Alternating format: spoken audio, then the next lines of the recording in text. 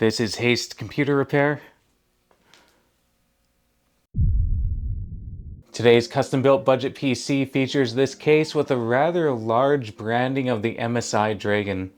In particular, it's the GunGnir 100D, or GunGnir. Either way, this case has some interesting features and it actually was kind of a pleasure to build into. Let's take off the tempered glass side panel so we can get a better look at the inside. That's looking pretty nice. For the CPU cooler, we have a Deepcool AS500 with a 140mm case fan. This previously came from my workstation PC and I was able to keep the cost low on this build by reusing it. As for the CPU, I was originally going to install a Ryzen 7 3700X, but the cost just went up a little bit too high, so I decided to go with a Ryzen 5 5600X with 6 cores and 12 threads. And I think that is honestly going to be a pretty good match still for this EVGA RTX 3080 graphics card with 10GB of GDDR6 memory. I really like the design of this card. It offers some really good cooling, and it's a little more subtle than the other variants, while still having a little bit of RGB accent on the EVGA logo. This model is labeled XC3 Ultra, and with that comes a boost in clock speeds, and according to the Tech Power Up website, a boost in theoretical performance.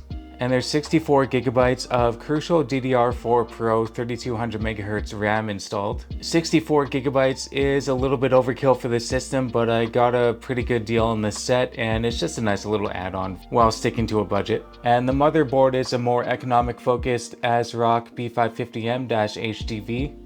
Underneath the graphics card, there's Windows 11 Pro installed on a Timetec 512GB NVMe solid-state drive. In particular, the model number is MS09, and this is PCIe Gen 3 x 4. Underneath the power supply shroud, I also have a 500GB Seagate Barracuda hard drive installed for extra storage space. And there's a Corsair RM750 750W modular power supply.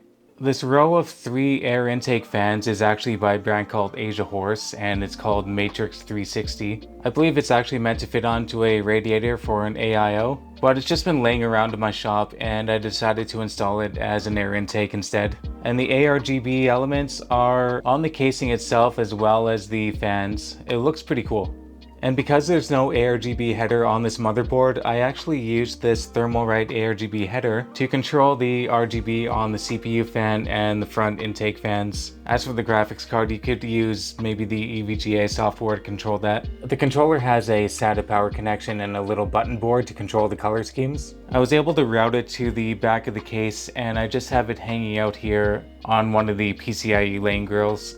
And that brings us to the rear I/O of the motherboard. We have a mouse and keyboard PS2 port, 2x USB 2.0, some display ports that we can't use because the 5600X does not have integrated graphics, 4x USB 3.2 RJ45 Ethernet port, audio in and out, and the RTX 3080 has 1x HDMI 2.1 and 3x DisplayPort 1.4a. And the PC case features 2x USB 3.0 microphone and headphone jacks, power button, and reset button. The tempered glass side panel is back on, and I'd like to segue into my DaVinci Resolve video rendering tests.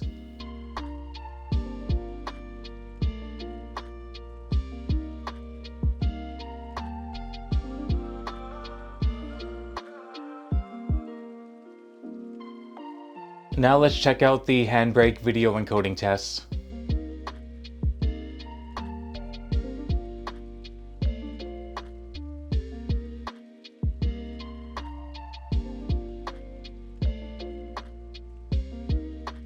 I'm actually pretty impressed by those results. This is definitely a multi-purpose budget build. Of course, the fun part is testing out the gaming performance, so let's check that out. I want to thank you for watching this video, and hopefully this gave you an idea if you can use this CPU and GPU combo in 2024. Spoiler alert, yes, of course you can.